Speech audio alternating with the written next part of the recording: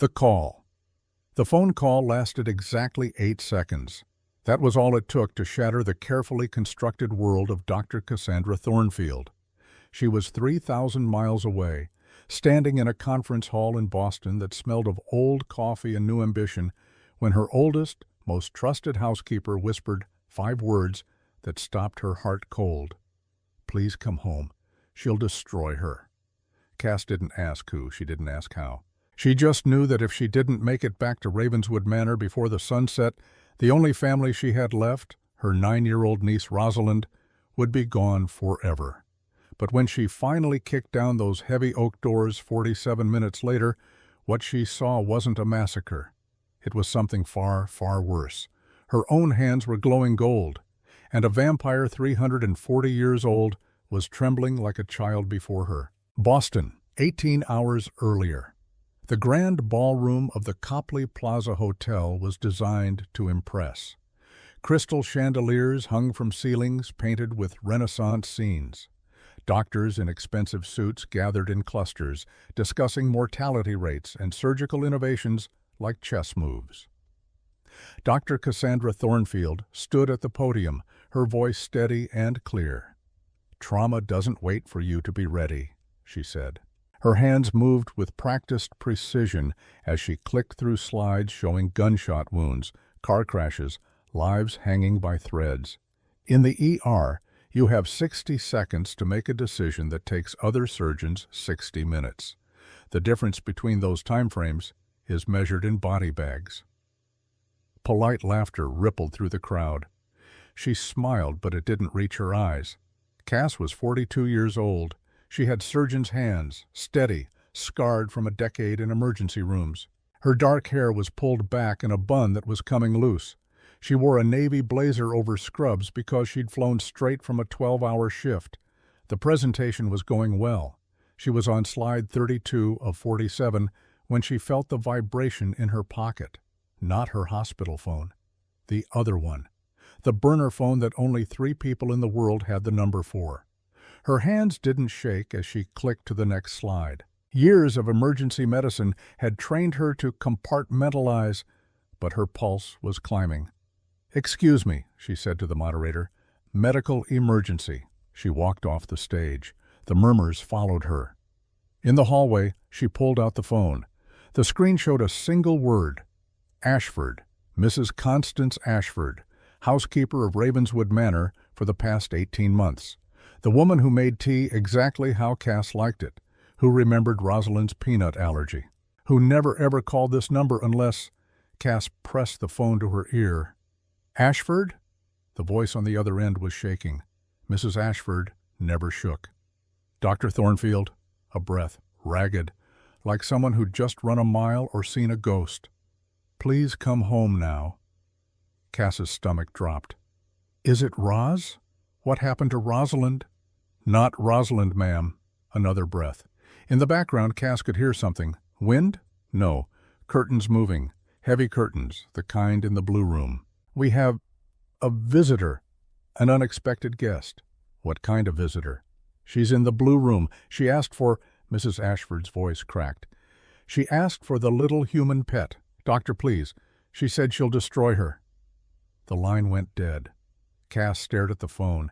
8 seconds. That's all it had been. She was already moving.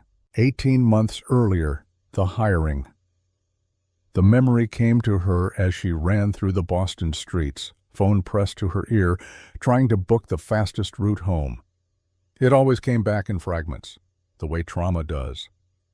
Ravenswood Manor had seemed like a fortress the first time she'd seen it. Gothic stone rising from perfectly manicured gardens, gargoyles perched on corners like sentries, windows that reflected the sky so perfectly you couldn't see inside. She'd driven up the winding path in her 10-year-old Camry, feeling underdressed. The job posting had been specific: personal physician needed, must have trauma surgery experience, must be available nights, discretion essential. Compensation: $450,000 annually, $450,000. That was more than most surgeons made in 2 years. Cass had been raising Rosalind alone for 3 years at that point. Ever since the accident that killed her brother Robert and his wife Claire. Ever since the Navy sent her a folded flag and a 7-year-old girl who cried every night. She'd needed the money, needed it desperately. Mrs. Ashford had greeted her at the door. A woman in her mid-60s, silver hair pulled into a perfect bun, wearing a black dress that looked Victorian. "Dr. Thornfield," she'd said. Not a question, a statement. "Lord Ravenswood will see you in the study. Please, this way." They'd walked through halls lined with paintings. Some of them looked like Rembrandts, probably were. "One thing, Doctor," Mrs. Ashford had said, stopping before a heavy door. "Lord Ravenswood only conducts business after sunset. A medical condition, you understand?" Of course. The study had been dark. Heavy curtains blocked the windows. A fire crackled in a fireplace large enough to roast a pig. And there, sitting in a leather chair that might have been older than the United States, was Lord Aldrich Ravenswood. He looked to be in his early 50s, silver threaded through dark hair, eyes the color of winter ice. He wore a 3-piece suit that probably cost more than Cass's car. "Dr. Thornfield," he said.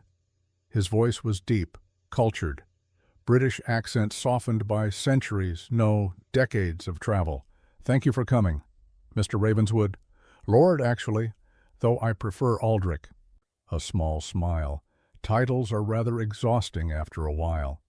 They'd talked for an hour. He'd asked about her experience in trauma surgery, her time in emergency rooms, how she handled stress. He never ate, never drank, just watched her with those ice-blue eyes. There were things she'd noticed, small things. The way he didn't blink as often as normal people, the way his chest didn't rise and fall with breathing, the way the firelight didn't quite reach his face correctly. But $450,000 buys a lot of willful blindness. "I have a condition," he'd said finally. "Photosensitivity. Severe. I cannot be in direct sunlight. I require regular treatments, blood transfusions, specialized medications. I need a physician I can trust, someone discreet." "I understand." "Do you?" He'd leaned forward. For just a moment, his eyes had seemed to catch the firelight wrong, like an animal's. "Because if you take this position, Doctor Thornfield, you will see things that challenge your understanding of medicine, of biology, of what is possible." She should have walked away then, but Rosalind needed braces, needed therapy, needed a stable home. "I can handle unusual," Cass had said. Aldrich had smiled. It hadn't quite reached his eyes. "We'll see." That had been 18 months ago. 18 months of night visits to the manor, of checking vitals that didn't make sense, of administering medications she didn't recognize, of pretending not to notice that her employer never aged, never ate, never set foot outside during daylight. 18 months of Mrs. Ashford making perfect tea and watching Cass with eyes that seemed to calculate something. And now, standing in Boston Logan Airport, Cass realized something that made her blood run cold. Mrs. Ashford had taken her blood on the first day. For medical records, she'd said. Medical records that Cass had never seen again. The flight, the private jet, was Aldrich's. One phone call to his assistant, a nervous man named Peters who also only worked at night, and it was ready. Cass paced the cabin. 30,000 feet over somewhere between New York and Pennsylvania. The engines hummed. Outside, the sun was setting, painting the clouds gold and red. She tried calling the manor. No answer. She tried calling Aldrich's personal line. Nothing. She tried Mrs. Ashford again. The phone rang and rang and rang. "Come on," she whispered. "Pick up, please." Finally, on the 7th try, someone answered, but it wasn't Mrs. Ashford. It was a voice Cass had never heard before. Female. Young. With an accent she couldn't place. Old. Like someone who'd learned English before it sounded like it does now. "The good doctor," the voice purred. "Rushing home. How predictable." "Who is this?" Cass demanded. "Where's Mrs. Ashford? Where's Rosalind?" "The child is safe for now." A pause. A sound like nails tapping on wood. "But you, darling, you are the interesting one. Tell me, do you know what you are?" "I'm a surgeon." "No." The voice sharpened. No, you are much more than that. You are a weapon that doesn't know it's loaded, and I am very curious to see what happens when someone pulls your trigger." The line went dead. Cass stared at the phone. Her hands were shaking now. She pulled up her contacts, found Aldrich's number. It rang 4 times before someone picked up. "Dr. Thornfield." Aldrich's voice was tight, controlled. But underneath, she could hear something she'd never heard before. Fear. "Where are you?" "Somewhere over Pennsylvania." "Aldrich, what the hell is happening? Someone's at the manor." "I know. I'm in London. I'm getting on a plane now." "London? What are you doing in—" "Morgana." The name came out like a curse. "Her name is Morgana. She's an old associate, a very dangerous one. Dr. Thornfield, listen to me very carefully. When you arrive at the manor, do not go into the blue room. Do you understand? Stay with Mrs. Ashford. Stay away from—" "She asked for me specifically." Silence. "She called me the little human pet," Cass continued. Her voice was steady. Years of delivering bad news to families had taught her how to sound calm when everything inside was screaming. "She said she wants to see if I can be broken." "No." Aldrich's voice was hard. "No, you will not go near her. I am ordering Peters to turn the jet around. You will stay in Boston until— My niece is in that house." "Rosalind is not the target." "Then who is?" Another silence, longer this time. "You are," Aldrich said finally. "You always have been." The call ended. Cass sat down. Her medical training kicked in. Assess. Prioritize. Act. Someone named Morgana was in her employer's house. Morgana knew about Cass, had called her a weapon, had said something about triggers. Aldrich was in London but racing back, terrified. Mrs. Ashford had called, voice shaking, begging Cass to come home. And somewhere in all of this, a 9-year-old girl was alone in a house with something that called humans pets. Cass stood up, walked to the cockpit. "How fast can this plane go?" she asked the pilot. "Ma'am?" "How fast? Maximum speed." The pilot glanced at his co-pilot. "We're already at—" "I don't care what we're already at. Push it, or I'm calling Lord Ravenswood and having him push it for you." The pilot's jaw tightened, but he knew who signed his paychecks. "Yes, ma'am." The engine screamed. The plane shook. Cass gripped the seat and watched the sun disappear below the horizon. Ravenswood Manor, 47 minutes later. The manor looked the same, Gothic, imposing, windows like dark eyes. But something was wrong. Cass could feel it as she ran up the steps. The air was heavier, charged, like the moment before a lightning strike. The front door was unlocked. She pushed it open. The foyer was empty, chandeliers swaying slightly as if someone had just passed through. The grandfather clock in the corner ticked. 7:43 p.m. "Mrs. Ashford?" Cass called. No answer. "Rosalind?" Nothing. She moved deeper into the house, past the sitting room, past the gallery with paintings worth millions. Her footsteps echoed on marble floors. Then she heard it. A voice. Coming from the blue room, singing. It was a woman's voice, high and clear, singing something in a language Cass didn't recognize. Old. Pre-English, maybe. The blue room doors were closed. Cass reached for the handle. Her hand was shaking. The door opened before she could touch it. Mrs. Ashford stood there. Her face was pale, flower white. Her hands gripped a silver tea tray so hard her knuckles were bloodless. "Dr. Thornfield," she whispered. "I'm so sorry." "Where's Roz?" "Upstairs." "Locked in her room. Safe." Mrs. Ashford's eyes darted to the blue room behind her. "But you need to go in there." "Who is she?" "Lady Morgana Ashenmore." Mrs. Ashford's voice dropped even lower. "She's Lord Ravenswood's maker." "His what?" "Please." Mrs. Ashford grabbed Cass's arm. Her grip was iron. "Listen to me very carefully. Go in there. Pour the tea. Do not make eye contact. Do not answer personal questions. And for the love of God, do not bleed." Cass stared at her. "Do not bleed? Just go." Mrs. Ashford pushed the tea tray into Cass's hands. "I have a phone call to make." She turned and nearly ran toward the kitchen, pulling an old-fashioned burner phone from her apron. Cass stood there, holding a tea tray, staring at the blue room doors. Inside, the singing had stopped. "Come in, little doctor," a voice called. Sweet, poisonous. "I promise I don't bite." A pause. "Much." Cass took a breath. Thought of Rosalind upstairs. Thought of Aldrich somewhere over the Atlantic, racing home. She pushed the doors open. The blue room. The blue room was Aldrich's favorite. Dark wood paneling, shelves lined with books that smelled of leather and age, a fireplace large enough to stand in, windows that looked out over gardens maintained with military precision. Standing by the window, silhouetted against the last traces of sunset, was a woman. She was tall, maybe 5'10", maybe wearing a crimson coat that looked like spilled blood against the gloom. When she turned, Cass felt the air leave her lungs.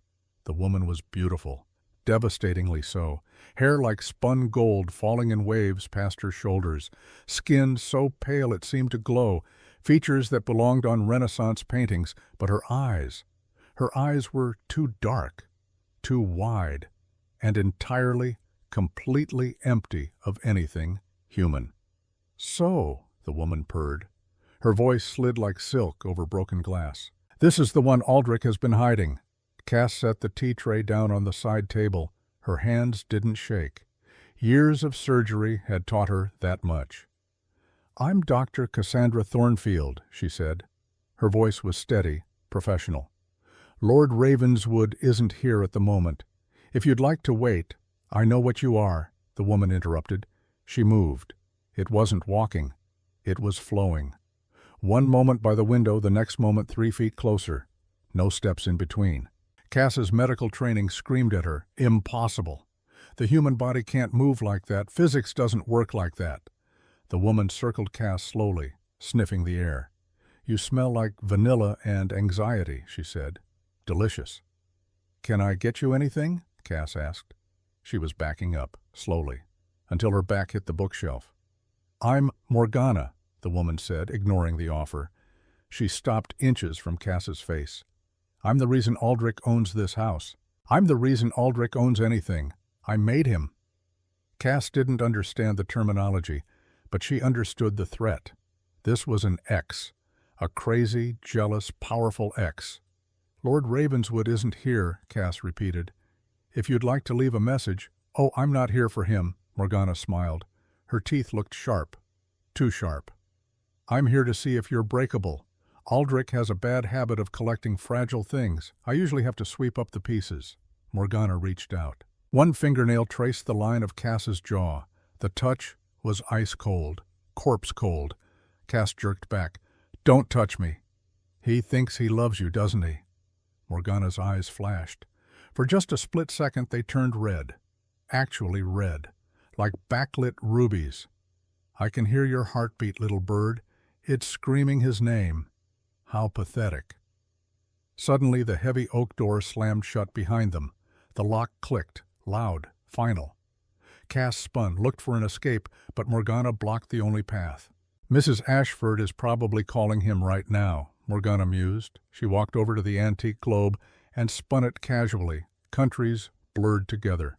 "Begging him to save you, but he's in London. Stuck in traffic, I imagine, or maybe still sitting on his private runway, waiting for clearance." She looked back at Cass. Her smile widened. "By the time he gets here, I will have peeled apart your mind layer by layer until you don't even remember your own name." Cass's hand found the heavy brass letter opener on the desk behind her. She gripped it. The metal was cold and solid. Morgana saw. She laughed. The sound was like glass breaking. "Oh, do pick it up, please," she said. "I love it when they fight back. It makes the destruction so much more satisfying." Cass didn't think. She moved.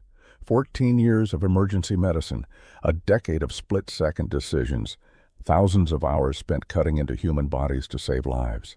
All of it condensed into one motion. She lunged. The letter opener aimed for Morgana's throat. Morgana didn't even blink. She caught Cass's wrist mid-strike, effortlessly, like catching a child's swing. Then she squeezed. Cass heard the bones in her wrist crack before she felt the pain. The letter opener clattered to the floor. "Disappointing," Morgana said. "I expected more fight from—" She stopped. Her eyes went wide, fixed on Cass's wrist, where their skin was touching. There was a light, faint, golden, spreading from the point of contact like ink in water. "What?" Morgana started. Cass didn't know what she was doing, didn't understand what was happening, but some deep, primal part of her brain, the part that kept trauma surgeons functioning during their 100th hour awake, took over. She looked directly into Morgana's red eyes, and she spoke. "Sit down." It wasn't loud, barely above a whisper, but the effect was instantaneous. Morgana's body went rigid. Her eyes flew even wider. For the first time since entering the room, Cass saw an expression on that perfect face. Terror. "Sit down," Cass repeated, stronger this time, "and be quiet." Morgana tried to fight it. Cass could see the struggle, muscles straining, tendons standing out in her neck, but it was like watching someone try to resist gravity. Morgana's grip released. Her body moved backward, not walking, dragging, like invisible hands were pulling her. She collapsed into the high-backed velvet armchair.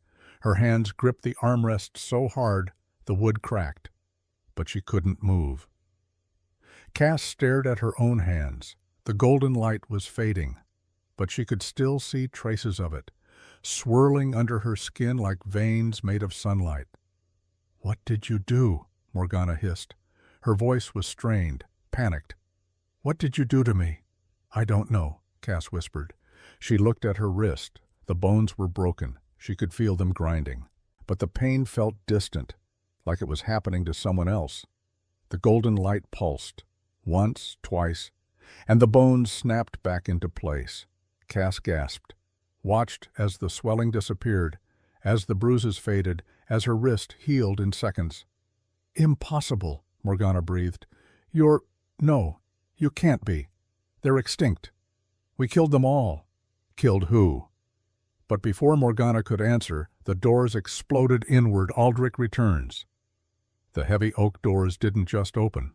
They shattered. Splinters flew inward like shrapnel. The sound was a gunshot in the quiet room. And there, framed in the doorway, backlit by the foyer chandelier, stood Lord Aldrich Ravenswood. But it wasn't the Aldrich that Cass knew, the composed businessman, the cultured gentleman who drank wine and discussed philosophy. This was something else entirely. His eyes were black, not dark brown, black. Like looking into caves that went down forever. His skin had gone corpse pale. And when he opened his mouth to speak, Cass saw fangs, actual fangs, 2 inches long, curved, sharp enough to pierce steel. "Morgana!" His voice wasn't human. It was a roar that shook the chandelier in the foyer. "Get away from her!" He moved faster than Cass's eyes could track.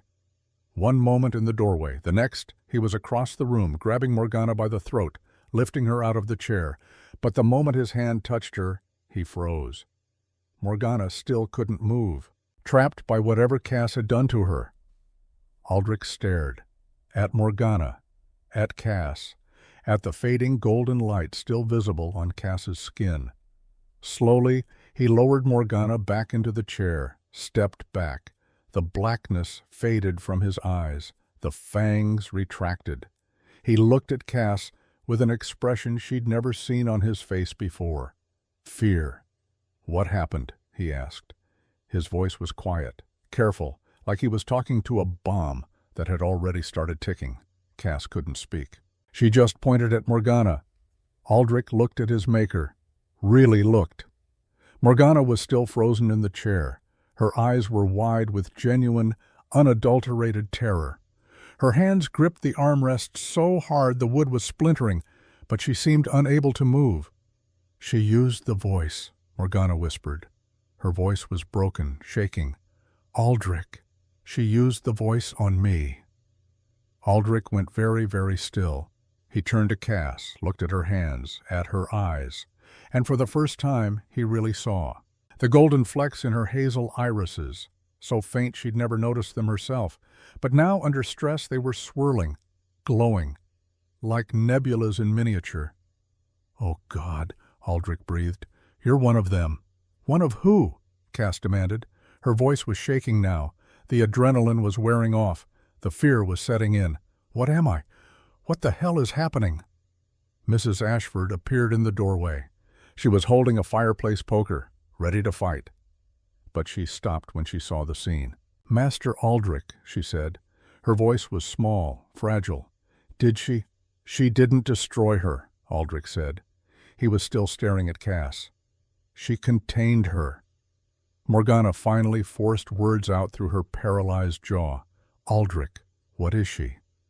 Aldrich didn't answer immediately. He circled Cass slowly, not threatening, analyzing. "I need you to listen to me very carefully," he said. His voice was gentle, like speaking to a patient waking from surgery. "I need you to stand up, slowly, and walk to Mrs. Ashford. Not until you tell me what's happening," Cass said. "Cassandra—" "No!" she was yelling now. Couldn't help it. "No more secrets, no more half-truths. You have fangs, Aldrich. This woman, Morgana, she moved like something from a nightmare, and I just... She looked at her hands. They were glowing again, brighter. "What am I?" Aldrich took a slow breath, even though he didn't need to breathe. "I am a vampire," he said. The words fell like stones. 680 years old. I was turned in the year 1344 during the Black Death by the woman sitting in that chair. Morgana is 340 years old. She can tear through a brick wall with her bare hands. He paused. "And you just grounded her like a child throwing a tantrum." Cass laughed. It came out broken, hysterical. "That's impossible," she said. "Vampires aren't real. They're folklore, superstition, medical conditions that were misunderstood." "Look at me." Aldrich's voice cut through her panic. "Really look at me." Cass looked. She saw the way his chest didn't rise and fall, the way his skin had that corpse pallor underneath the careful tan, the way the shadows clung to him wrong, like they were part of him instead of cast by him. She saw the predator underneath the suit. "Oh my God," she whispered. "You are a warden," Aldrich continued. His voice was steady, factual, a teacher delivering a difficult lesson. "A very specific, very rare bloodline. Your ancestors hunted my kind to near extinction in the 14th century. You don't use magic, Dr. Thornfield. You cancel it, you command it. You are a walking dead zone for the supernatural." He gestured to Morgana, still frozen in the chair. "And you just proved it by bringing a 300-year-old vampire to her knees with a sentence." Cass's legs gave out. She stumbled backward, hit the bookshelf, slid down until she was sitting on the floor. "This isn't real," she said. I'm having a psychotic break, stress-induced hallucination. I need—" "Touch me," Aldrich said. "What?" "Take my hand. If I'm a hallucination, nothing will happen." He extended his hand, palm up, steady. Cass stared at it. At the hand she'd checked 100 times, taking pulse, drawing blood, normal medical procedures. Except he didn't have a pulse. The blood she'd drawn had always been too cold. All the signs had been there. She'd just chosen not to see them. Slowly, Cass reached out. Her fingers brushed his palm. The shock was immediate, electric, like touching a live wire. Aldrich was thrown backward 3 feet. He crashed into the antique globe, shattering it. The wood splintered, old maps scattered like leaves. Cass gasped, pulled her hand back, stared at it. Smoke was rising from Aldrich's palm, not burned, but suppressed. The supernatural energy that animated him, forced away from the point of contact. He groaned, sat up, cradled his hand. What did I do?" Cass whispered. "You touched me," Aldrich said. His voice was tight with pain. "Skin to skin, full warden contact." He flexed his fingers. They moved sluggishly. "I can't feel anything from the elbow down. The vampiric strength in this arm is gone, rendered inert." Morgana laughed. A wet, dark sound. "Fascinating," she said. The paralysis was wearing off. She could move her head now. "She's fully activating. The stress triggered it. If you touch her again, Aldrich, she'll likely strip the immortality right out of your bones. You'll turn to dust in seconds." Aldrich looked at Cass. His expression was a mixture of awe and absolute terror. "I rushed across the Atlantic to save you," he said quietly. 3,000 miles in 6 hours, breaking every aviation law in existence. Because I thought I loved you. He stood up, cradled his numb arm. And now I realize the cruelest irony of all. I can't touch you. You are poison to my kind. Every cell in your body is designed to kill creatures like me. The room fell silent, except for the crackling fire. Cass sat there, on the floor, surrounded by shattered globes and broken doors and impossible truths. I want to go home, she whispered. You don't have a home anymore, Aldrich said. His voice had gone hard, cold, the voice of a 600-year-old general commanding armies. If Morgana found you, others will too. The High Council, the Obsidian Initiative. They won't come to talk, Dr. Thornfield. They will drop a missile on your apartment building just to make sure you're dead. Aldrich, you're scaring her, Mrs. Ashford said from the doorway. She needs to be scared, Aldrich roared. The windows rattled. We are at war, Ashford. As of this moment, Ravenswood Manor is a fortress. Lock Dr. Thornfield in the panic room. Give her the sedative if she panics. Do not let her leave. Aldrich! Cass reached for him. Don't! He flinched backward. Don't touch me. Don't come near me. Because looking at you breaks my heart more than the silver ever did.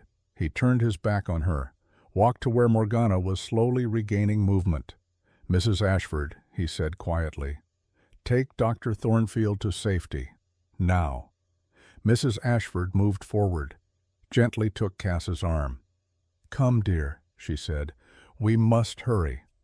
As she was led away, Cass looked back, saw Aldrich picking up the iron poker from the fireplace, thrusting it into the glowing embers, saw him turn to Morgana with eyes that had gone black again. Now, he said. His voice was the sound of graves opening. You're going to tell me exactly who else knows she's here, and you're going to tell me before this iron turns white. The door closed. Cass heard Morgana scream, and somewhere in the manor, in a small locked room, Mrs. Ashford pulled out that burner phone one more time.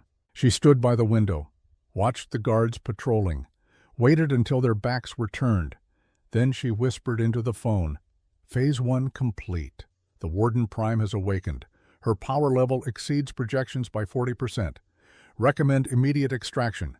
Target is emotionally compromised. Optimal capture window, 48 hours. A voice on the other end responded. Cold. Clinical. Understood, Handler 7. Proceed to Phase 2. Obsidian sends its regards. Mrs.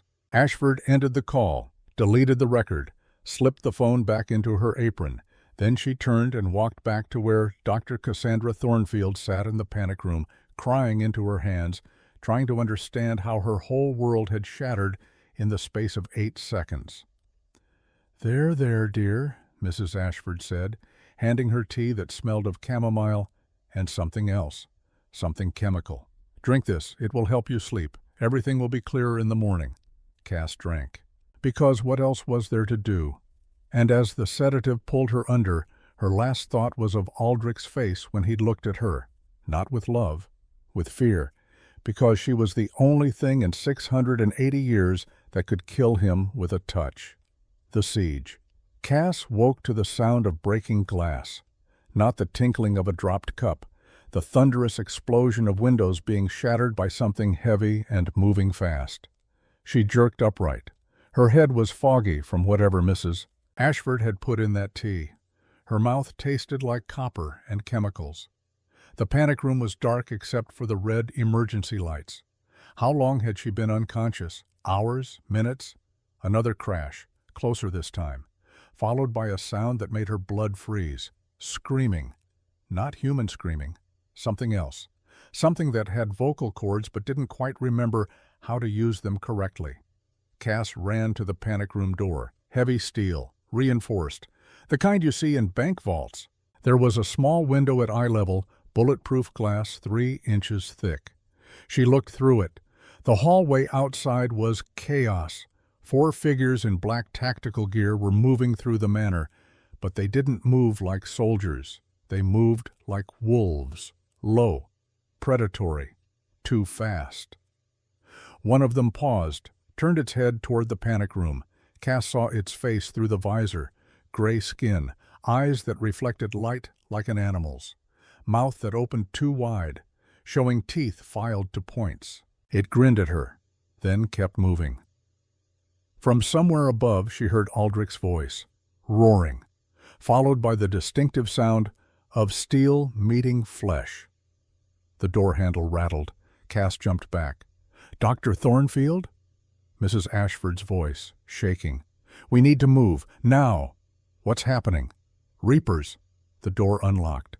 Mrs. Ashford stood there holding a silver-loaded crossbow that looked older than the United States. "The council sent them. 12 of them. Lord Ravenswood is fighting upstairs, but there are too many. We need to get you out." "Where's Rosalind?" "Safe room, 3 floors up, locked. They can't get to her." Mrs. Ashford grabbed Cass's arm. "But they can get to you. Come." They ran through corridors Cass had never seen before. Service hallways, narrow, stone walls slick with moisture. The sounds of fighting followed them, crashes, roars, something that sounded like gunfire but deeper. They emerged into the grand foyer. It looked like a war zone. The chandelier had fallen. 3,000 pounds of crystal and gold sprawled across marble floors. Windows were shattered. Rain poured in, and in the center of it all, Aldrich was fighting. He'd abandoned all pretense of humanity. His movements were too fast for human eyes to fully track. One moment holding twin rapiers that gleamed with something that wasn't steel. The next moment across the room, those blades buried in a reaper's chest. But there were too many of them. For every one Aldrich cut down, 2 more came through the windows. One of them spotted Cass. It made a sound like a hyena's laugh, started toward her. Aldrich saw. His eyes went wide. "No!"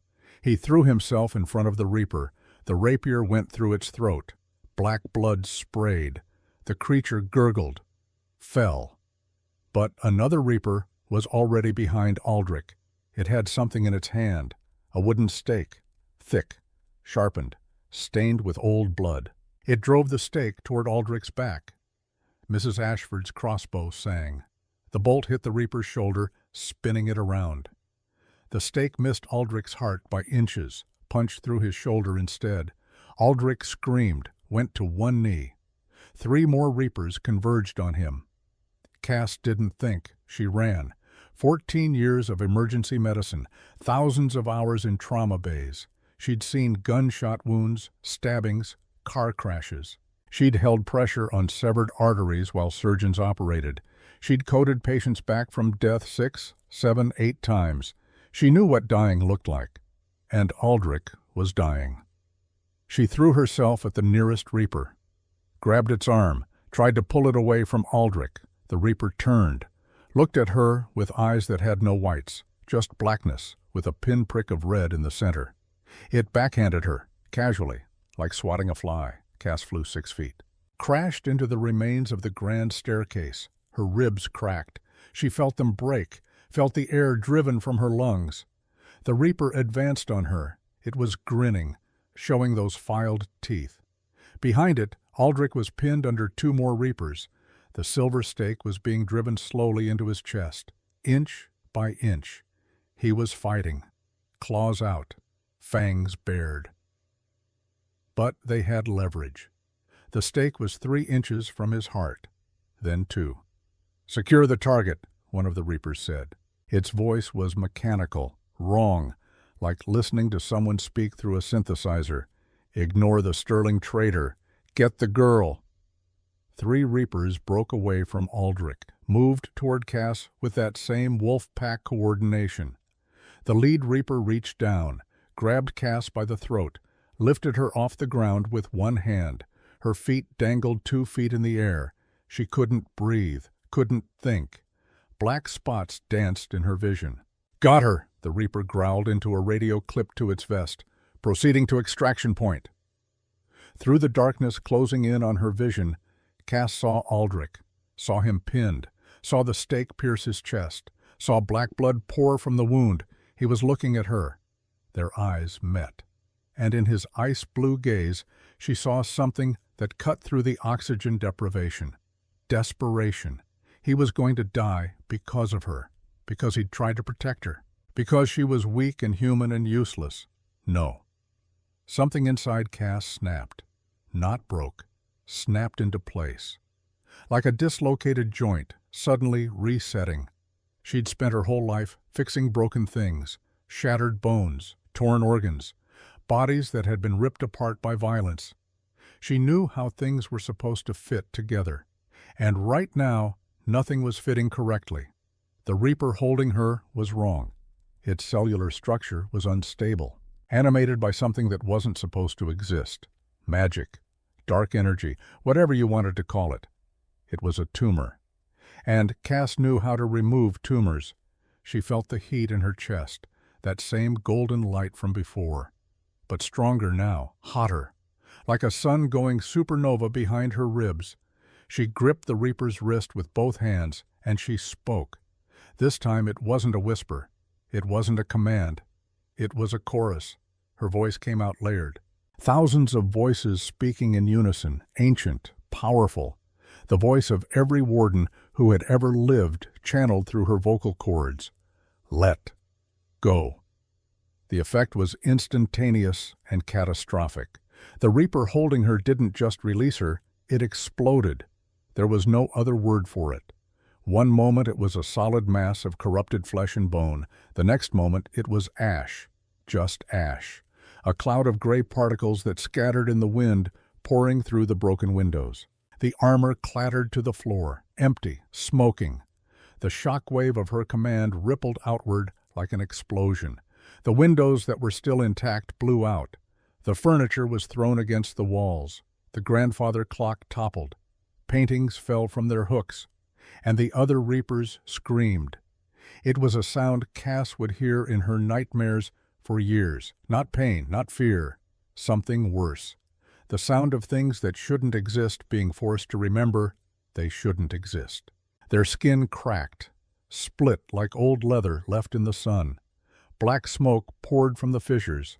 Their eyes boiled, actually boiled, fluid running down their cheeks like tears. They collapsed, writhing on the floor, clawing at their own faces, as the magic animating their undead bodies was violently unraveled.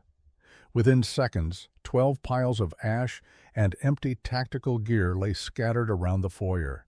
Silence, just the sound of rain and Cass's heartbeat. And somewhere far away, an alarm ringing. Aldrich lay on the floor, the stake still in his chest. He was smoking. The wave of warden energy had hit him too. He'd squeezed his eyes shut, covered his ears, but it had burned him from the inside out. Cass staggered forward, fell to her knees beside him. Her broken ribs screamed. She ignored them. Aldrich? He didn't respond. His skin was the color of old parchment. The veins under his skin had gone black, spreading from the stake wound like infection. Silver poisoning. She recognized it from his medical files.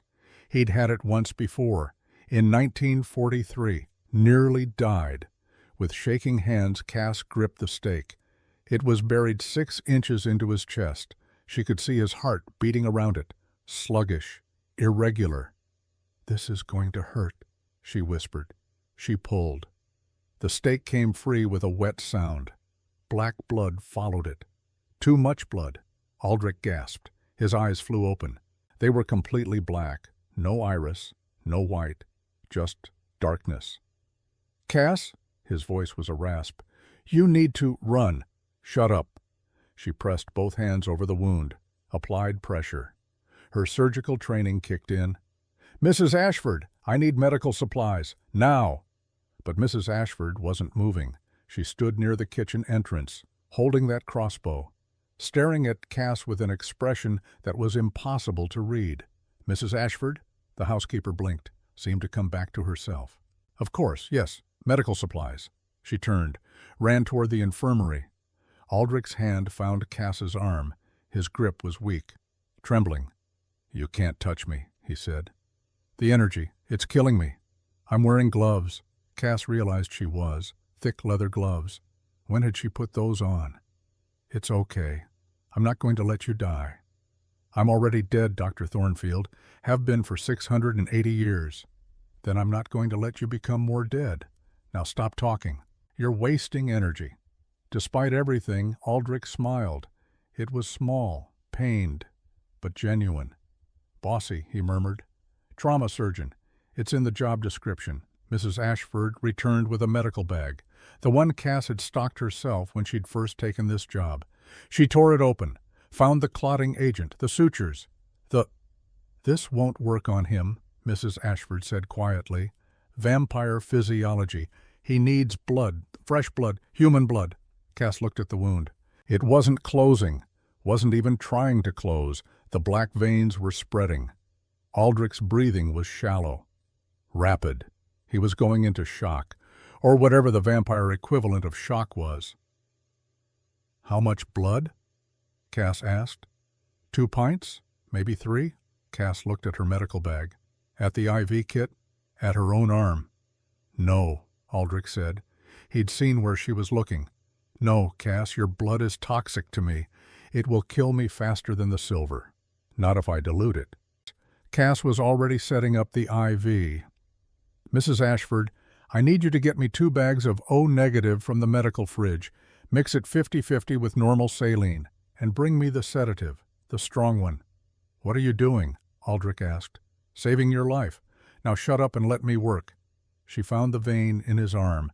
It was collapsed. She had to search. Finally found one near his wrist. Slid the IV catheter in. Taped it down. Mrs. Ashford returned with the blood bags. Cass hung them on the broken chandelier. Connected the lines. This is insane, Aldrich said. But his voice was getting weaker. You're insane. Probably. Cass watched the blood flow through the tubing, into his veins. But I'm also the best trauma surgeon within 300 miles, and I didn't pull you out of silver shock just to watch you bleed out on your own floor. The blood hit his system. Aldrich's back arched. He gasped. For a moment, Cass thought she'd killed him. Then, the black veins started to recede, slowly, inch by inch, pulling back from the wound like watching time-lapse footage of frost melting. The wound began to close, vampire healing, finally kicking in. Aldrich's breathing steadied. The color returned to his skin, not human color, but better than the corpse gray he'd been. After 5 minutes, he opened his eyes. They were blue again, ice blue, clear. You're certifiably insane, he said. You're welcome. He sat up, slowly. Touched the wound on his chest. It was closed, still red, still tender, but closed. He looked at Cass, really looked at her broken ribs, at the bruises forming on her throat, at the golden light still fading from her skin. You saved me, he said, quietly, like he couldn't quite believe it. You tried to save me first. Seemed only fair to return the favor. I'm a vampire, a monster. You should have let me die. You're my patient, Cass said, and I don't lose patience if I can help it. They stared at each other. The ruined foyer around them. Rain pouring through broken windows. Ash from 12 reapers settling like snow. Somewhere upstairs, a child started crying. Rosalind, finally unlocking her door, coming down to see what had happened. Mrs. Ashford moved toward the stairs. I'll get her. Keep her upstairs. She doesn't need to see. She gestured at the carnage. This. As she left, Aldrich struggled to his feet. Cass tried to help. He waved her off. Don't. The energy signature. Even through the gloves, it's... He winced. It's like holding a live wire. They stood there, 3 feet apart, close enough to touch, too far to ever touch again. What happens now? Cass asked. Aldrich looked at the destruction, at the ash, at the broken windows and the blood, both black and red, staining the marble. Now, he said quietly, they know exactly what you are. That energy spike, every sensor within 1,000 miles picked it up. The Council, the Obsidian Initiative. Every supernatural faction in North America just got a notification that a Warden Prime activated in Washington State. He turned to her. We have maybe 48 hours before they come for you. Not with Reapers this time, with something worse. 72 years earlier, Dachau, Germany, April 1945. The memory came to Aldrich as he stood in the ruined foyer, unwanted, unstoppable. The way trauma always comes back. Dachau concentration camp was burning. The SS guards had set fires before retreating, trying to destroy evidence, trying to erase what they'd done. Aldrich remembered the smell, burning flesh, chemicals, disease, death. He'd been there with the British forces, not as a soldier, as something else, something the Allied command didn't officially acknowledge but quietly used when situations got desperate. There were things in that camp that normal humans couldn't face, not without breaking. He'd found her in Block 15, the medical experimentation building. Margaret Thornfield, American field nurse, attached to the British forces through some program Aldrich had never understood. She was young, 23, Red Cross armband soaked with blood. She was holding a scalpel, standing over a Nazi doctor who'd been performing experiments on children. The doctor was still alive, screaming, because Margaret had been very precise about where she'd cut. "You should go," she'd said when Aldrich entered, not looking at him, still holding the scalpel. "I'm not done yet." "The camp is secure," Aldrich had said. "The prisoners are being evacuated." "Good. Then no one will miss this piece of shit." Aldrich had moved closer, seen what was pinned to the medical table behind Margaret. Documents, photographs, evidence of atrocities that made even a 600-year-old vampire feel sick. "You're Thornfield," he'd said. "They told me about you, said you could do things, impossible things." "They talk too much." "Show me." Margaret had finally looked at him. Her eyes were hazel. But in the firelight from outside, Aldrich had seen flecks of gold, swirling, glowing. "You're not human," she'd said. It wasn't a question. "No. But you're not like them." She'd gestured at the Nazi doctor. "You helped. You fought. So I won't kill you." "Generous?" she'd smiled. It was a terrible smile. The smile of someone who'd seen too much and broken in all the right ways. "My grandmother was a warden," she'd said. "Died in the flu pandemic of 1918.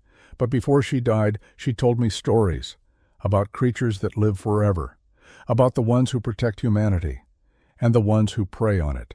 She'd stepped closer to Aldrich, pulled off her glove, extended her hand. "Which one are you?" Aldrich had looked at that hand, seen the faint golden glow under the skin, understood what would happen if he touched her, but he'd shaken her hand anyway. The shock had dropped him to his knees, every nerve ending screaming, the supernatural energy that animated him recoiling from that touch like acid. But it hadn't killed him, because Margaret had pulled back, controlled it, focused it. "Protector," she'd said, looking down at him. "Good. We're going to need you." That night, as Dachau burned, Margaret had explained, there were 12 warden bloodlines left, scattered across the globe, hunted by both humans who feared them and supernaturals who wanted them eliminated. The war had killed most of them. The Nazi occult division had been specifically targeting wardens for extermination. Only 12 families remained. The Thornfields were one of them. "After this is over," Margaret had said, "I'm going home, going to forget I'm a warden, going to raise a normal family, live a normal life." "Can you do that?" Aldrich had asked. "Forget what you are?" "I have to. Because if I don't, I'll become what they were." She'd looked at the dead Nazi doctor. "A weapon, just a weapon. And your children, your grandchildren, what happens to them?" Margaret had been quiet for a long time. "I'll hide them," she'd said finally, "from everyone, human and supernatural alike. They'll never know what they are. They'll never have to carry this burden. That's not how bloodlines work. The power manifests, always. Usually during extreme stress, or then I'll make sure they never experience extreme stress." Aldrich had looked at this young woman, this survivor of horrors who thought she could protect her descendants by hiding them from their own nature. He'd known it wouldn't work. Power like that couldn't be suppressed forever. It would emerge, probably at the worst possible moment. But he'd said nothing. just helped her out of that burning camp, watched her disappear into the chaos of liberated Europe. And he'd forgotten about her for 72 years, until her granddaughter showed up on his doorstep, asking for a job, with hazel eyes that had flecks of gold. Ravenswood Manor, present day. You knew, Cass said. They were in Aldrich's study, the only room in the manor that hadn't been destroyed by the Reaper attack. Mrs. Ashford had taken Rosalind to a safe house in the city. Morgana had disappeared during the chaos, and now it was just Cass and Aldrich, and the truth hanging between them like a blade. I suspected, Aldrich said. He was pouring himself a drink, whiskey mixed with blood from a crystal decanter. His hands were steady.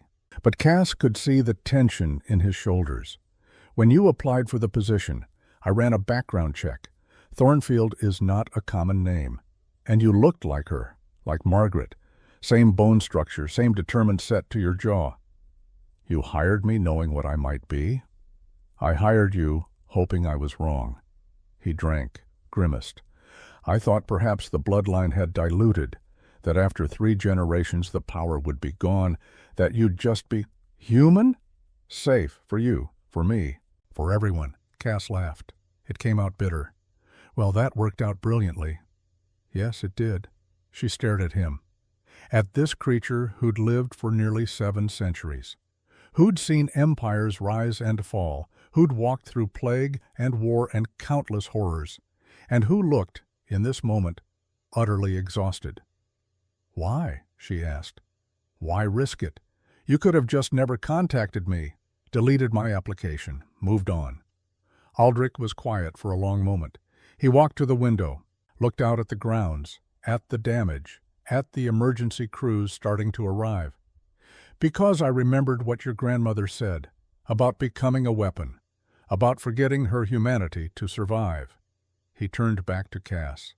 And I thought, perhaps foolishly, that if I could help you avoid that fate, I should. By keeping me ignorant, by giving you a choice. Most wardens never got that.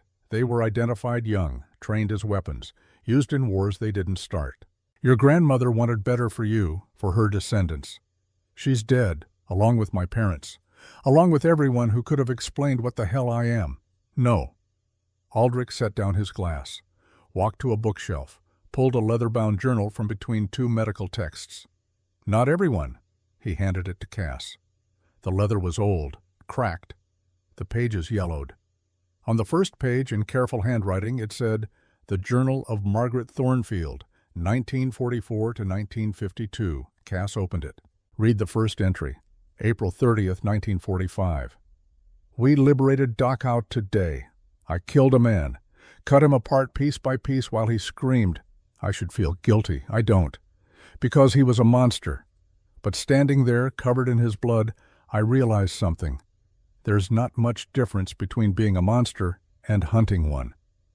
Both require you to forget you're human. I met a vampire tonight, a British one, old, powerful. He shook my hand, knowing it would hurt him. Wanted to prove he was different from the Nazi creatures we'd been killing. Maybe he was, maybe he wasn't.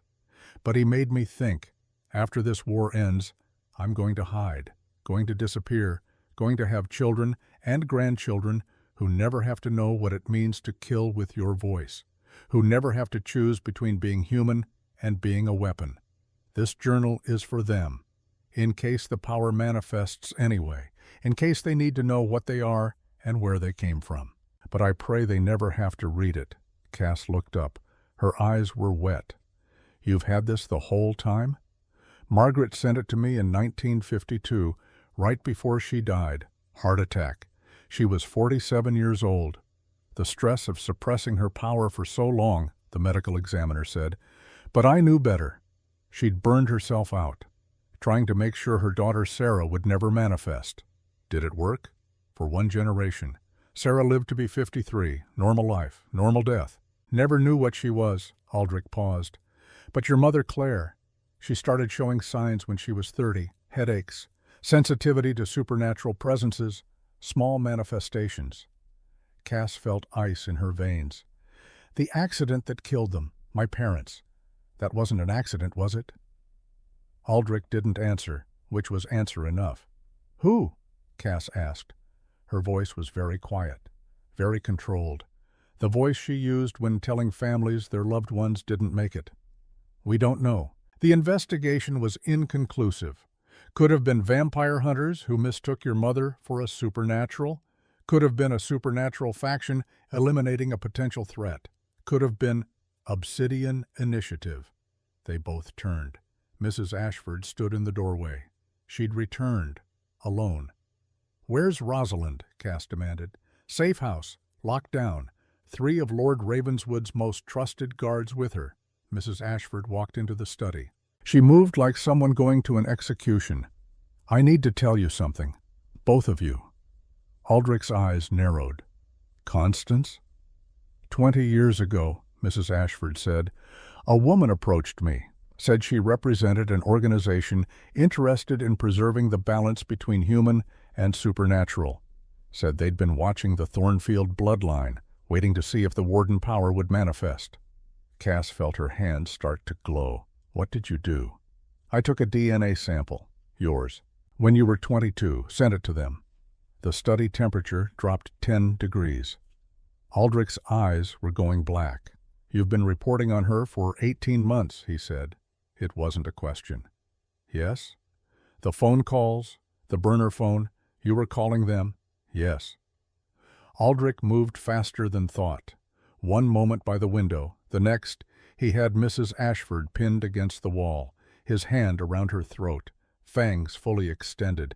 Master Aldrich, she choked, give me one reason I shouldn't rip your throat out right now. Because I'm trying to save her. Mrs. Ashford gasped. They're coming. The Obsidian Initiative.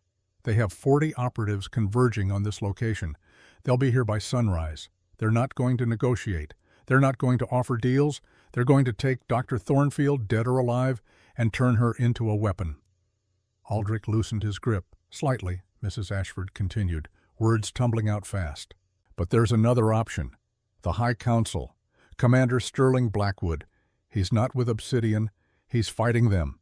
If we can get Dr. Thornfield to the Council, if we can invoke the old laws, trial of blood, Cass said. They both looked at her. She was standing now, the journal clutched in her hands, the golden light no longer hidden, flowing through her veins like circuitry. My grandmother wrote about it. In 1947, she was challenged to a trial, fought a vampire elder in front of witnesses, won. They had to grant her asylum. That law is 800 years old, Aldrich said. It hasn't been invoked since 1412, Mrs. Ashford finished. I know. I was there. Silence. Cass stared at the woman she'd known for 18 months, the woman who made perfect tea, who remembered allergies, who seemed so normal. How old are you? Cass whispered. 637. I was turned in 1387 by Lord Ravenswood's grandfather. Mrs. Ashford straightened her dress. I've served this family for 220 years. I've watched Lord Aldrich grow from a feral, newly turned vampire into a man who builds hospitals and funds orphanages. I've cleaned up his mistakes and hidden his secrets and protected him from threats he never even saw coming. She looked at Cass. And when I realized what you were, I had a choice. Report you to Obsidian and collect my retirement payment, or report you to Obsidian and find a way to save you both. That's why you called them during the Reaper attack, Aldrich realized. You wanted them to witness the power spike, wanted it on record, so when the Council questions whether Dr. Thornfield is a legitimate Warden Prime, the evidence is irrefutable. 12 Reapers disintegrated in 4 seconds, energy signature visible on every supernatural sensor from here to New York. Mrs. Ashford smiled grimly. Obsidian wanted proof. I gave them proof, but I also gave the Council proof. Commander Blackwood saw the readings. He's already mobilizing. As if summoned by his name, the lights outside the manor changed. Red and blue. Not police. Something else. Black vehicles rolled up the drive. Sleek. Armored. Flying flags Cass didn't recognize. A symbol that looked like a compass rose over a crowned skull. High Council, Aldrich breathed. Already? The vehicle stopped, doors opened, 40 agents emerged, dressed in suits, armed, moving with the same predatory grace as the Reapers, but more controlled, more disciplined. And from the lead vehicle, a man stepped out. He was tall, maybe 6'2", looked to be in his late 40s, silver threaded through dark hair. He wore a black suit that probably cost more than a car, and when he looked up at the manor, his eyes flashed red for just a moment. "Commander Sterling Blackwood," Mrs. Ashford said, "head of the North American Vampire Human Peace Council, 590 years old, former Royal Air Force pilot, shot down over Berlin in 1943. Lord Ravenswood turned him rather than let him die." Aldrich closed his eyes. "Brilliant! They sent Sterling." "You know him?" Cass asked. "He was my wingman, my friend, my greatest success and my deepest regret." Aldrich opened his eyes. "He's going to ask you to voluntarily enter council custody for evaluation and training. It will sound reasonable. It will sound safe. And if you agree, they'll lock you in a facility designed to hold Warden Primes. You'll never see daylight again. They'll study you, test you. Eventually, they'll find a way to weaponize you, and they'll use you to eliminate every supernatural threat they perceive, whether that threat is real or not." The doorbell rang, polite, civilized, like this was a social call. Mrs. Ashford moved to answer it. Aldrich caught her arm. "If you've betrayed us, then you'll kill me. I know." She smiled sadly. "But Master Aldrich, I've been alive for 637 years. I'm tired. If I'm going to die, I'd rather it be for something that matters." She went to answer the door. Cass looked at Aldrich. "What do we do?" "We have one play," Aldrich said, "and it's insane. Most of my life is insane now. What's one more thing? You invoke trial of blood, challenge the council's authority to take you, force them to prove in front of witnesses that you're a threat. And if I lose, you won't lose, because I'm going to train you." Aldrich's eyes were hard, determined. 6 hours. That's how long we have before they can legally compel you to choose. And in those 6 hours, I'm going to teach you everything I know about fighting vampires. I'm a surgeon, not a soldier. You're a warden, which means you're both. Voices in the foyer, Mrs. Ashford's polite tones, and a deeper voice. British accent, cultured, deadly. "We don't have much time," Aldrich said. "When Commander Blackwood walks through that door, you need to be ready to say 3 words. Can you do that?" "What 3 words?" "I demand trial." The study door opened. Commander Sterling Blackwood stood there. He looked at Aldrich, at Cass, at the destruction visible through the windows behind them. "Aldrich," he said. His voice was warm, friendly, the voice of an old comrade. "It's been too long. Sterling, I hear you've gotten yourself into some trouble." Blackwood's eyes shifted to Cass, stayed there. "Dr. Cassandra Thornfield, age 42, trauma surgeon, descendant of Margaret Thornfield, the last confirmed Warden Prime." He stepped into the room. His agents fanned out behind him, professional, efficient, blocking every exit. "I'm here to offer you protection, Dr. Thornfield. The Obsidian Initiative wants you dead or captured. The Council can keep you safe. All we ask is that you come with us, voluntarily, for evaluation." Cass looked at Aldrich. He gave the smallest nod. She turned to Blackwood, stood up straight, felt the golden light humming under her skin, and she spoke the 3 words that would change everything. "I demand trial." Blackwood stopped. His friendly expression didn't change, but something flickered behind his eyes. "I'm sorry?" "Trial of blood. Article 14, Section B of the Treaty of 1412. If a warden is challenged by the Council, they may demand trial by combat to prove their right to self-governance. That law hasn't been invoked in 612 years. I know. I read the journal." Cass held up Margaret's journal. "My grandmother invoked it in 1947. You granted it. Set the precedent." Blackwood's smile faded. "Dr. Thornfield, you don't know what you're asking. Trial of blood is combat to the death, or surrender, against an opponent of the Council's choosing." "I know. I would have to fight you myself. I know. And I'm 590 years old. I've fought in every major conflict since the Wars of the Roses. I've killed 15 wardens in single combat. Cass felt her heart hammering, but she kept her voice steady. Then I'll be your 16th kill, or you'll be my first. She stepped forward. Do you accept the challenge, Commander Blackwood? Or is the High Council afraid of a 42-year-old trauma surgeon? Blackwood stared at her. Something like respect crossed his face. You have your grandmother's fire, he said quietly. She would be proud. He straightened, became formal, official. By the authority vested in me by the High Council of North American Supernatural Affairs, I accept your challenge. Trial of blood will commence at midnight tonight. Location: the Standing Stones 30 miles north of here. Witnesses from both supernatural and human communities will attend. He turned to leave, paused at the door.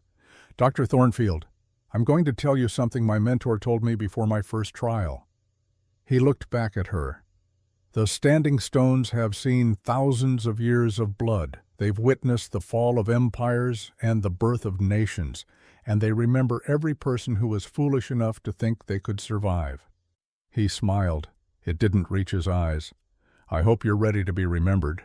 The door closed behind him. The agents withdrew. The vehicles pulled away. Cass sat down.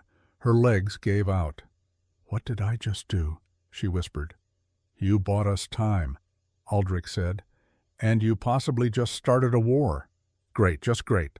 Aldrich moved to the weapons cabinet, started pulling out things Cass had never seen before, blades that glowed, vials of liquid that moved on their own, books bound in leather that looked human. We have 6 hours, he said. I'm going to teach you how to kill a vampire, and then you're going to stand in front of 300 witnesses and prove that wardens aren't extinct. He looked at her, ice blue eyes burning with intensity. Ready for your crash course in being a weapon? Cass thought of her grandmother, of Margaret standing in Dachau, covered in blood, making the choice to hide her power and doom her descendants to ignorance. She thought of her parents, dead because of what they were, what their daughter might become. She thought of Rosalind, 9 years old, locked in a safe house, terrified, and she thought of Aldrich, 680 years old, dying on the floor, saved by the very thing that could kill him. Teach me, she said. Outside the sun was setting. In 6 hours, it would be midnight. And at the Standing Stones, Dr. Cassandra Thornfield would either prove she had the right to exist, or die trying. The betrayal. The Standing Stones were older than recorded history. 32 granite monoliths arranged in a perfect circle, each one 20 feet tall, weighing 12 tons, carved with symbols that predated written language. They stood on a hill 30 miles north of Ravenswood Manor, surrounded by old-growth forest that had witnessed centuries of blood. This was where the old laws were enforced, where disputes between supernatural factions were settled, where the strong proved their strength and the weak were buried in unmarked graves. Cass stood in the center of the circle. The grass beneath her feet was soft, damp from recent rain. The moon was full overhead, casting silver light across the stones. 300 witnesses surrounded the circle. Vampires, werewolves, witches, humans who knew about the supernatural world and had earned the right to observe. They stood in the shadows between the stones, silent, watching. Commander Sterling Blackwood stood 30 feet away. He'd removed his jacket, rolled up his sleeves. He wore no weapons, didn't need them. Last chance to surrender, Dr. Thornfield, he said. His voice carried across the circle, formal, official, but Cass could hear the note of genuine concern underneath. There's no shame in choosing survival. Cass flexed her hands. 6 hours of training with Aldrich, 6 hours of learning to control the power that had manifested during the Reaper attack, 6 hours of understanding what her grandmother had tried so hard to suppress. She wasn't ready. Not really. But she was as ready as she'd ever be. I'm a trauma surgeon, Commander, she said. I don't surrender patients, and I'm not surrendering myself. Blackwood nodded. Something like respect flickered across his face. Then let the trial begin. He moved. not like the Reapers. They'd been fast but sloppy. Blackwood was 590 years of refined technique. He crossed 30 feet in less than a second, silent, precise. Cass barely had time to react. She threw herself sideways, felt his hand whisper past her face, close enough to feel the cold radiating from his skin. She rolled, came up in a crouch. Her heart was hammering. Blackwood stood where she'd been, studying her. Good reflexes. Your grandmother had the same instinct. You fought her? I witnessed her trial in 1947. She faced Elder Marcus Valerius. 300 years old at the time. He thought it would be easy. Blackwood's eyes flashed red. She killed him in 4 minutes. He attacked again, this time from a different angle, feinting left, striking right. Cass saw it coming. Aldrich had drilled her on reading body language, but knowing and reacting were different things. Blackwood's fist connected with her ribs, the same ribs that had been broken during the Reaper attack. They were healed now, accelerated by that golden energy, but they still remembered the pain. Cass gasped, staggered back. "You're thinking too much," Blackwood said. He wasn't even breathing hard. "Fighting vampires isn't like surgery. You can't plan every move. You have to feel." He came at her again, faster now, testing her. Cass blocked, parried, gave ground. Her medical training screamed that this was impossible. Human reaction time couldn't match vampire speed. Human strength couldn't counter vampire power. But she wasn't just human anymore. She felt it building in her chest, that heat, that pressure, the power that had disintegrated 12 Reapers. "Don't!" Aldrich's voice cut through the night. He was standing outside the circle, watching. "Don't use the voice yet. He's baiting you." Blackwood smiled. "Smart man, Aldrich." "Yes, Dr. Thornfield. I'm baiting you. Because if you use your full power this early, you'll burn yourself out. And then I'll have to carry your unconscious body to a council facility, and neither of us wants that." He struck again. This time, Cass didn't try to block. She remembered what Aldrich had taught her. Vampires were fast, strong, but they moved in predictable patterns. Centuries of muscle memory. Techniques refined through repetition. Find the pattern, exploit it. Blackwood's strike came from the right, always the right. He was left-handed, but fought right-handed. A tell, subtle, but there. Cass waited. Let him commit to the strike. Then she moved inside his guard, and she touched his wrist. Not a full grip, just fingertips, but it was enough. The golden light flared. Blackwood's eyes went wide. He jerked back. His right arm hung useless, temporarily paralyzed. "Well," he said, shaking out his arm, feeling returning slowly. "That's new." "Combat medic training," Cass said. She was breathing hard. "I know exactly where to touch to disrupt nerve function." "Clever, but you can't just touch me all night. Eventually, you'll have to actually fight." As if on cue, the ground beneath Cass's feet trembled. She looked down, saw the grass withering, dying, turning black. "What? Trial of blood has rules," Blackwood said. "Rule 1, the challenger fights alone." 4 figures emerged from between the stones. They wore tactical gear, white, not black, medical symbols on their shoulders. They moved with that same predatory grace, but something was wrong with them. Their movements were too precise, too mechanical, like watching robots pretending to be human. "Meet Obsidian's contribution to this evening's entertainment," Blackwood said. He didn't sound happy about it. "Warden hybrids, 40% human, 60% augmentation. All of them carrying Warden DNA extracted from your grandmother's corpse." Cass felt ice flood her veins. "You're working with Obsidian?"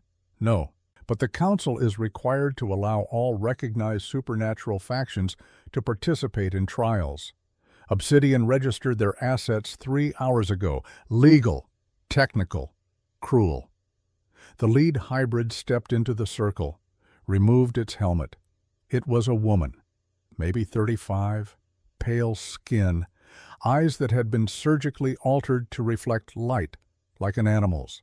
And across her exposed arms, Cass could see the same golden veins that glowed under her own skin. But wrong. Artificial. Like circuitry instead of biology. "Dr. Thornfield," the hybrid said. Its voice was flat, emotionless. "I am Prototype 7. Designation, Evelyn Frost. I have been authorized to neutralize you." "Neutralize?" "Capture if possible, kill if necessary. The outcome is irrelevant. Obsidian will acquire your genetic material either way." Blackwood swore, stepped back. "This violates every—" "No!" a voice called from the crowd. A man stepped forward, mid-50s, expensive suit, carrying a briefcase. "It violates nothing, Commander. The trial rules state that the challenger may face multiple opponents if the Council deems them a significant enough threat. Obsidian successfully petitioned for hybrid participation. Your own judges approved it." "Director Bradford," Aldrich growled from outside the circle, "I should have known you'd crawl out from under your rock." Director Bradford smiled. "Lord Ravenswood. Still harboring dangerous biological weapons, I see. Some habits never change." He turned to Cass. "Dr. Thornfield, I'll make this simple. Surrender now. Come with Obsidian voluntarily. We'll make your death painless, and we'll spare your niece Rosalind. We'll even let her live a normal life. And if I don't, then Prototype 7 will beat you to death. We'll collect what's left, and Rosalind will spend the rest of her very short life in a research facility, being studied, tested, broken." The words were delivered with the same tone someone might use to discuss stock prices. Cass felt the rage building, the heat, the pressure, but Aldrich's voice cut through it. "Cass, remember the training. Emotion is fuel, but control is power. Don't let him provoke you." She took a breath, centered herself, thought of the 6 hours they'd spent in Ravenswood's training hall. Aldrich hadn't taught her to fight like a soldier. He'd taught her to fight like a surgeon, precision over power, knowledge over strength. Every vampire had weaknesses, structural vulnerabilities, points where the supernatural energy maintaining them was concentrated. Find those points, strike them, end it. Prototype 7 circled Cass, studying her. "You are untrained, unrefined, emotional. This will be efficient." 3 more hybrids entered the circle, all female, all with those wrong golden veins, 4 against 1. And Cass was already exhausted from sparring with Blackwood. "This isn't fair," she said. "Life rarely is," Bradford replied. "Begin." Prototype 7 moved first. Fast. Impossibly fast. Faster than Blackwood. Cass barely dodged. Felt the wind from 7's strike. It would have decapitated her. The other 3 hybrids spread out. Flanking. Professional. Tactical. Cass backed toward the center of the circle, trying to keep them all in view. "You are alone," 7 said. "Isolated. This is where you die." "She's not alone." Morgana Ashenmore dropped from the sky. Literally, she'd been perched on top of one of the standing stones, waiting. She landed between Cass and the hybrids. Her eyes were blood red, fangs extended. She'd gone full vampire. "Trial rules state the challenger fights alone," Morgana purred, "but they say nothing about uninvited guests defending their interests." "This is irregular," Bradford started. "Fuck your regulations." Morgana's voice was a snarl. She looked at Cass.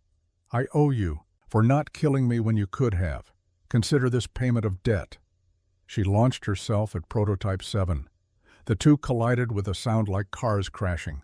Then the circle erupted into chaos. 2 more figures entered, Aldrich and Sterling Blackwood. "What are you doing?" Cass shouted to Blackwood. "You're supposed to be fighting me." "Trial rules are suspended when Obsidian violates territorial sovereignty," Blackwood said. He'd drawn a sword from somewhere. Silver, glowing. "Bradford just made this a war, and I choose my side." Director Bradford was screaming. "This is illegal. Council judges, I demand." But the judges were already backing away. Cass saw them. 3 elderly vampires in formal robes. They looked at Bradford with expressions of disgust. Obsidian violated every protocol, one of them said. Trial is null. Dr. Thornfield is granted provisional asylum. And you, Director Bradford, are under arrest for attempting to weaponize a protected bloodline. Bradford ran. His guards formed a protective circle, started retreating toward their vehicles, but the real fight was in the circle. 4 Warden hybrids versus Morgana, Aldrich, Blackwood, and Cass. It should have been even odds, but the hybrids weren't vampires. They were something else. Stronger, faster, and they felt no pain. Prototype 7 had Morgana by the throat, lifting her. Morgana was clawing at Seven's arms, but the hybrid didn't even flinch. Aldrich engaged 2 others. His swords were blurs, but for every strike that landed, the hybrids regenerated, wounds closing in seconds. Blackwood was fighting the 4th. They were evenly matched, circling, striking, countering, which left Cass alone, standing in the center, watching people fight and die for her. Number, not alone, not helpless, not a victim. She was a surgeon. She knew how bodies worked. Human, vampire. And apparently, whatever these hybrids were, she looked at Prototype 7, really looked, with eyes trained to see anatomy, structure, function. The golden veins under Seven's skin weren't natural. They were artificial, grafted, and they all led to one place. A port at the base of the skull, hidden under the hairline.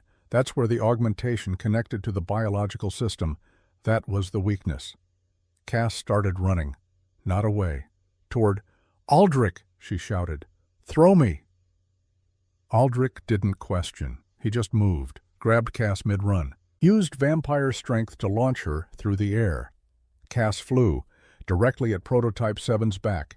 She hit hard, wrapped her arms around Seven's neck, felt the hybrid try to throw her off, but Cass wasn't trying to choke her. She was reaching for that port, the one at the base of the skull. Her fingers found it, felt the ridge of metal against bone, and she pushed. Hard. Surgical precision, years of trauma surgery guiding her hands. The port shifted, just a millimeter. But it was enough. Prototype 7 screamed. It was a mechanical sound, like gears grinding. Cass felt the heat building in her chest, the power. But this time, she didn't use the voice. She channeled it through her hands, directly into that port. The golden light flared, brighter than before. Cass felt it burning, felt it flowing through her, into 7 cybernetic systems. And she understood, in that moment of connection, what she was doing. She wasn't destroying the hybrid, she was short-circuiting it, overloading the artificial warden energy with her natural power. Too much input, too much data, like trying to run modern software on ancient hardware. Prototype 7's body went rigid. The golden veins under her skin flared bright, then brighter. Then they exploded. Not literally, but the augmentations failed, all at once. The mechanical components sparking, smoking, dying. 7 collapsed, twitching. The golden light fading from her veins. Cass landed hard, rolled, came up gasping. The other 3 hybrids had stopped fighting. They were staring at their fallen sister, something like fear in their modified eyes. Impossible, one of them said. She overloaded the neural interface. That's not supposed to be. Run, Cass said. Her voice was quiet, steady. Run now, or you're next. They ran. The circle fell silent, just the sound of wind, and 300 witnesses holding their breath. Aldrich limped over to Cass. He was bleeding, black blood from a dozen wounds, but he was smiling. That, he said, was brilliant, absolutely brilliant. I'm a surgeon, Cass said. She was shaking now, adrenaline crash. I fix things or break them, depending on the situation. Blackwood approached, sheathing his sword. Dr. Thornfield, on behalf of the High Council, I formally grant you asylum. Obsidian's challenge is rejected. You are free. He paused. And I'm glad I didn't have to kill you. You're far too interesting to waste. From the crowd, Morgana was laughing. Did you see Bradford's face? Priceless. Someone get me a recording of... She stopped. Her eyes went wide, focused on something past Cass. Cass turned and saw every phone in the crowd, pointed at her, recording. "Oh God," she whispered, "how many people just saw that?" Morgana checked her own phone. Her smile grew wider, wilder. "Well, my live stream had about 6.2 million viewers, and climbing." "Your what?" "I've been streaming the whole trial, every supernatural faction, every human government with knowledge of our world, every news agency that's smart enough to have supernatural sources." Morgana's eyes glittered. "Dr. Thornfield, you just became the most famous warden in history, and Obsidian just became the most exposed conspiracy in modern history." The ramifications hit Cass like a truck. 6 million people, watching her fight, watching her win, watching Obsidian try to capture her. There was no putting this back in the box. "We need to go," Aldrich said. "Now, before Obsidian regroups." They ran, back to the vehicles, back to Ravenswood Manor, back to the fragile safety of home. But as they drove through the night, Cass couldn't shake the feeling that this wasn't over, that somewhere Director Bradford was making a phone call, activating a contingency plan, that the real war was just beginning. Ravenswood Manor. 2 hours later, the manor felt different, empty, despite being full of people. Aldrich's security team had locked down every entrance. Morgana was in the surveillance room, monitoring news feeds from around the world. Blackwood had stayed at the Standing Stones, handling the political fallout, and Cass sat in the library, alone, holding a cup of tea that Mrs. Ashford had prepared, the same Mrs. Ashford who'd served this house for 220 years, who'd called the council, who'd helped save Cass's life. The tea smelled like chamomile, and something else, something medicinal. "Drink, dear," Mrs. Ashford said. She stood nearby, hands folded, perfectly composed. "It will help with the shock. You've had quite the night."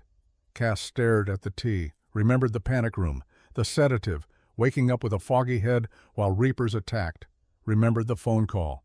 Phase 1 complete. She set the cup down, slowly. "Mrs. Ashford," she said, "where were you? During the trial?"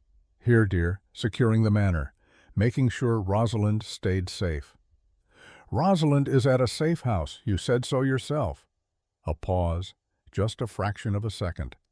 But Cass had spent years reading patients, reading body language, looking for the signs they were hiding pain, hiding symptoms, hiding truth. Mrs. Ashford was hiding something. "Of course," the housekeeper said. "I misspoke. The stress of the evening." "You called them." Cass stood up. "During the Reaper attack, I heard you. Phase 1 complete." "Who did you call?" "Dr. Thornfield, I think you need to rest. The sedative—" "Don't." Cass's voice cut like a scalpel. "Don't lie to me. Not now." Aldrich entered the library. He looked exhausted. His wounds were healing, but slowly. He was carrying 2 blood bags from the medical fridge. "Cass, you need to—" "Don't drink that," Cass said. She was looking at Mrs. Ashford, at the tea, at the pattern clicking into place. Aldrich stopped. "What?" "The tea, the blood bags. Don't drink anything she prepared." Mrs. Ashford sighed. It was a sound of infinite weariness, of a decision finally made. "You're too clever for your own good, Dr. Thornfield," she said, and she pulled a syringe gun from her apron. Aldrich moved, vampire speed, trying to stop her, but Mrs. Ashford was faster. 637 years of experience. She pressed a button on the syringe gun. A fine mist sprayed from the nozzle, filled the air, colorless, odorless. Aldrich gasped, staggered. His knees hit the floor. "What did you do?" Cass demanded. She felt it too, the mist, in her lungs, making her dizzy, but not as badly as Aldrich. He was already falling, couldn't hold himself up. "Wolfsbane aerosolized with concentrated neurotoxin," Mrs. Ashford said. Her voice had changed. The warm, maternal tone was gone, replaced by something clinical, professional. "For vampires, it causes immediate paralysis, lasts approximately 12 hours. For humans, just mild sedation. She looked at Aldrich, sprawled on the floor, eyes wide, unable to move. "I'm sorry, Master Aldrich," she said, and she sounded genuinely sorry. "But you weren't supposed to survive the trial. The plan was for Dr. Thornfield to be captured during the chaos, brought to Obsidian, processed. You," Aldrich's voice was barely a whisper, "you betrayed. I served you for 220 years. I cleaned your houses. I buried your secrets. I protected you from threats you never saw coming." Mrs. Ashford's hands were shaking. "And in all that time, did you ever once offer me equity, partnership, a share in the empire I helped you build?" She pulled out a folder, threw it on the floor next to Aldrich, financial documents spilled out. "Obsidian offered me $75 million, plus immunity for my daughter. Do you remember Lydia, Master Aldrich? You turned her in 1920, against my wishes, made her into a monster, and then abandoned her when she became inconvenient." Aldrich closed his eyes. "Lydia, I tried to help her. You locked her in an asylum for 40 years, called it rehabilitation. She only got out because I made a deal with Obsidian. 20 years ago. The door opened. 4 figures in white tactical gear entered. Not hybrids, human, but armed, professional. One of them looked at Mrs. Ashford. "Handler 7. Status? Target is sedated. The vampire is paralyzed. Proceed with extraction." Cass tried to stand, tried to fight, but the sedative was pulling at her, making her limbs heavy, her vision blurred. "No," she managed. Where's Rosalind?" "Safe house. Actually safe. I keep my promises, Dr. Thornfield." Mrs. Ashford knelt down, looked Cass in the eye. "You'll be treated well. Obsidian isn't cruel. They just need your DNA. Your abilities, and in exchange, your niece will live a normal life, never knowing what she is, never becoming a weapon." Like my grandmother wanted? Exactly. Mrs. Ashford smiled sadly. "I'm doing what Margaret Thornfield tried to do, protecting the next generation, even if it means sacrificing this one." One of the agents pulled out a spray bottle, the same kind used for medical sedation.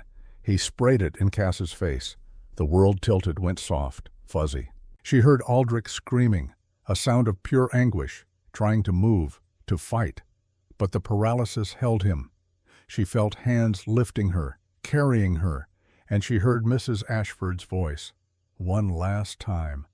"I'm sorry, Master Aldrich, but you'll come for her. I know you will. You can't help yourself." A pause. "That's exactly what we're counting on. Phase 2. Then, darkness." Obsidian Research Facility, Nevada, 36 hours later. Cass woke to white light. Harsh. Clinical. The kind used in operating rooms. She tried to move, couldn't. Her wrists and ankles were restrained. Soft restraints. Medical grade. She'd used them herself in the ER for combative patients. She was in a room. Glass walls. 10 by 10 feet. Everything visible from outside. And outside she could see other rooms, other glass cells, 40 of them, arranged in neat rows, like an aquarium. Each cell contained a woman, all of them between 25 and 40. All of them with the same golden veins visible under their skin. Wardens, all of them. "You're awake." The voice came from a speaker in the ceiling. Cass looked up, saw cameras, microphones, medical sensors. A screen flickered to life on one wall. Director Bradford appeared. He was in an office somewhere, professional, composed. "Dr. Thornfield, welcome to Sanctuary.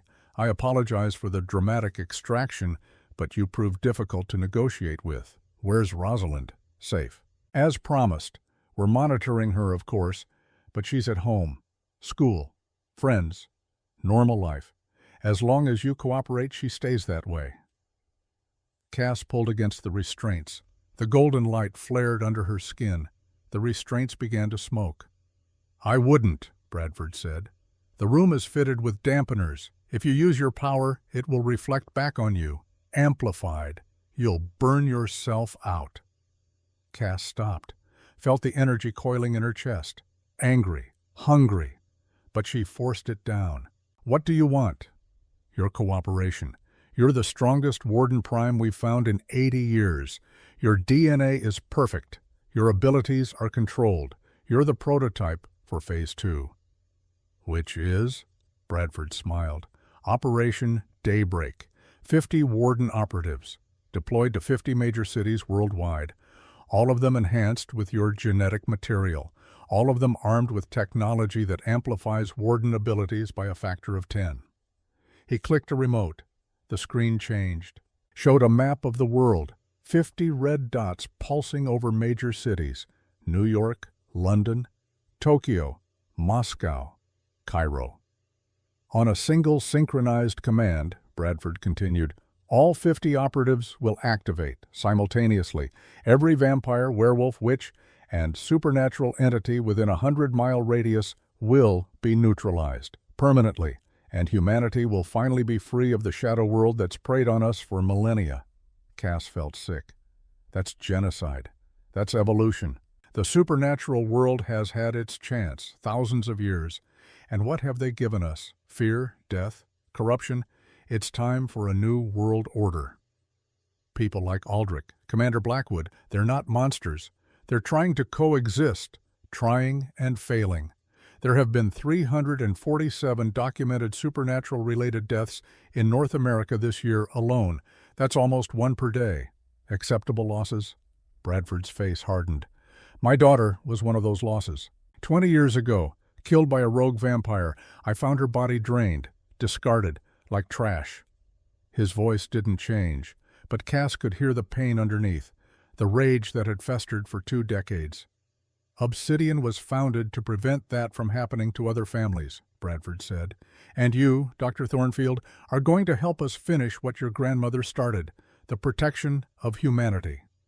By turning me into a weapon, by letting you fulfill your purpose. The screen changed again, showed a different cell. This one contained a small figure, 9 years old, brown hair, sleeping peacefully on a cot. Rosalind, Cass whispered. We moved her this morning, for her own protection. The vampire you call Lord Ravenswood will be looking for you. When he attacks this facility, and he will attack, I want to make sure your niece is somewhere he can't use her as leverage. Cass felt the heat building again, the rage, the power, but she couldn't use it. Not with Roz here, not with dampeners ready to turn her own energy against her. You have 72 hours to decide, Dr. Thornfield, Bradford said. Cooperate voluntarily. Help us refine the process. Make it painless, or we extract what we need by force. Vivisection. It's your choice. The screen went dark. Cass sat there, in the white room, surrounded by glass, trapped. And for the first time since this nightmare began, she felt truly helpless. Ravenswood Manor, same time. Aldrich woke to pain. The wolf's bane had worn off after 12 hours, but the after effects lingered. Every nerve ending felt like it was being skinned. His muscles spasmed, his vision blurred. He was still in the library, exactly where he'd fallen. Morgana stood over him, holding a blood bag. Drink. You need to flush the toxin. Aldrich took the bag, bit through the plastic, drank. The cold blood hit his system like ice water, started clearing the fog. How long? He asked. 36 hours. We couldn't move you. The paralysis was too complete, and we needed to make sure the wolfsbane was neutralized before attempting transport. 36 hours. Cass had been in Obsidian hands for a day and a half. Where is she? Nevada. Obsidian's main research facility. We've known about it for years but never had cause to attack. It's a fortress, 300 guards, anti-supernatural measures. Even with the Council's support, a frontal assault would be suicide. Aldrich stood, swayed, steadied himself on the desk. I don't care. Get me a transport, get me weapons, get me everyone who owes me a favor. Already done. Sterling Blackwood walked into the library. He looked grim. I've mobilized 60 Council operatives. Morgana volunteered another 20 of her associates, and I've contacted someone else who might help. A figure stepped out of the shadows, tall, thin, wearing robes that looked like they belonged in a monastery. Father Dominic, Aldrich said, I didn't expect. You saved my parish from a demon incursion in 1987, the priest said, His voice was weathered, kind. "I told you then, if you ever needed holy intervention, you had but to ask." He opened his robes, showed an arsenal of blessed weapons, silver, holy water, consecrated blades. "Obsidian has committed blasphemy," Father Dominic said. "They're creating weapons from the bodies of the dead, desecrating bloodlines. In the eyes of the Church, they must be stopped." Aldrich looked at the assembled force.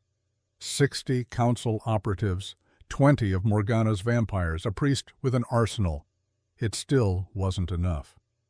"We'll lose half our people breaching that facility," he said. "Probably," Blackwood agreed.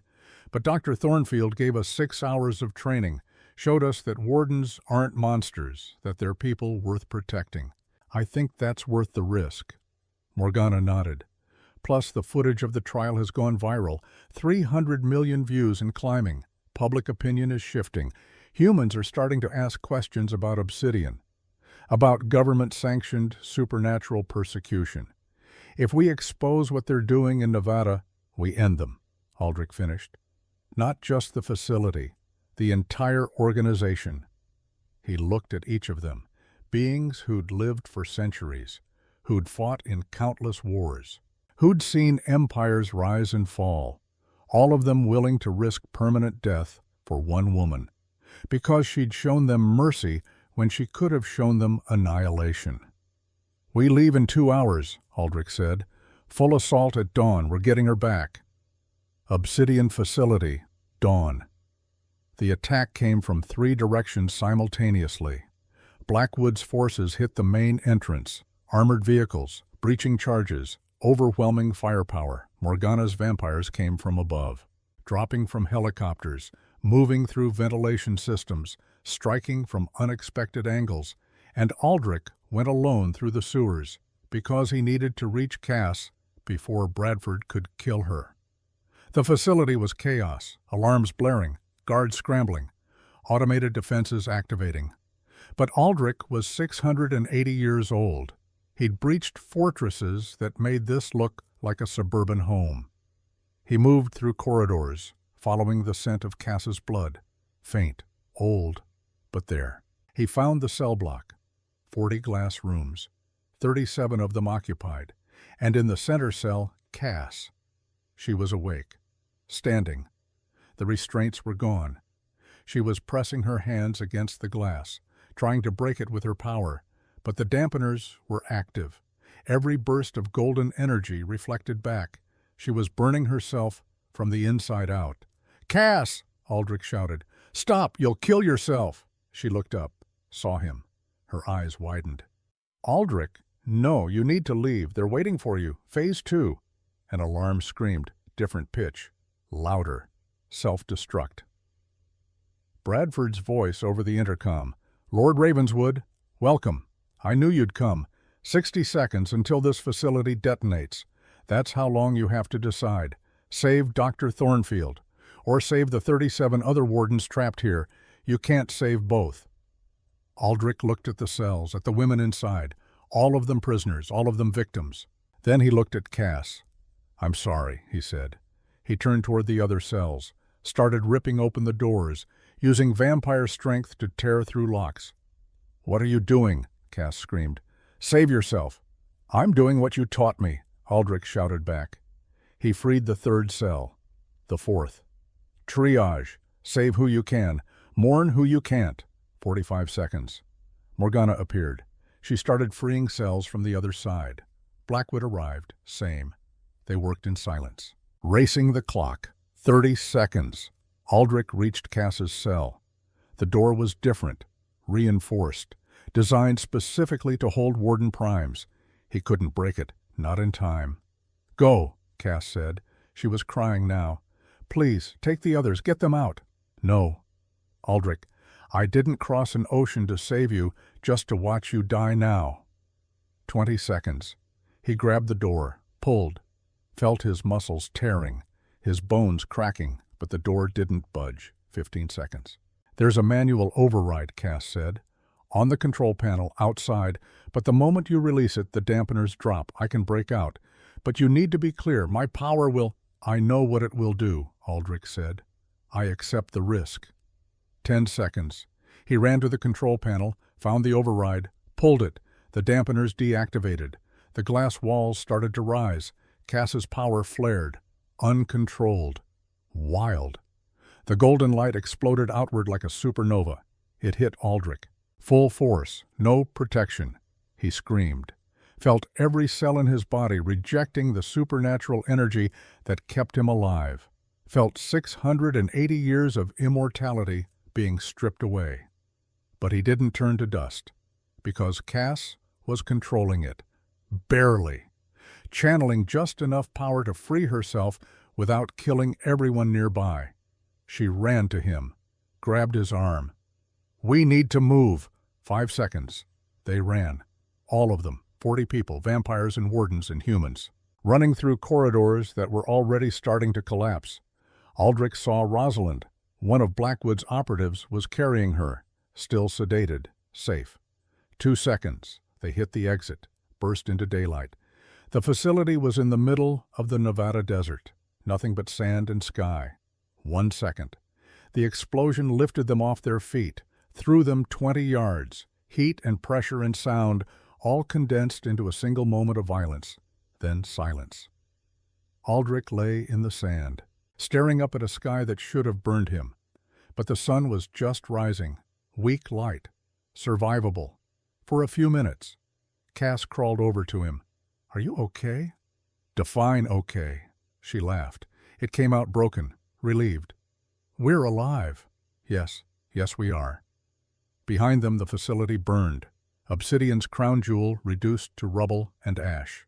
Bradford was inside, had refused to evacuate, chose to die with his creation. 37 wardens sat in the sand, staring at freedom like they'd forgotten what it looked like.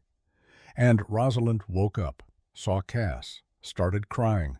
They held each other, aunt and niece, survivors. Aldrich watched them, felt something in his chest, not his heart, that had stopped beating centuries ago, but something else, something he'd thought long dead. Hope. 6 months later, United Nations, General Assembly, New York. The chamber was packed. 193 nations represented. Cameras from every major news network.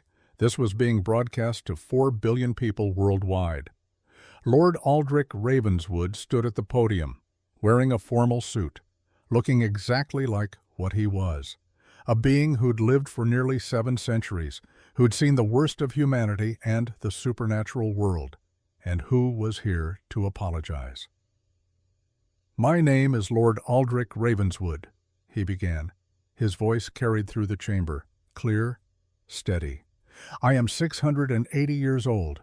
I am a vampire, and I am here to speak for the supernatural community." Murmurs, whispers, cameras flashing. "For 800 years, Aldrich continued, vampires and wardens have been at war. We hunted them. They hunted us. Millions died, on both sides. And for what? Fear, pride, the belief that coexistence was impossible." He paused, looked directly at the camera.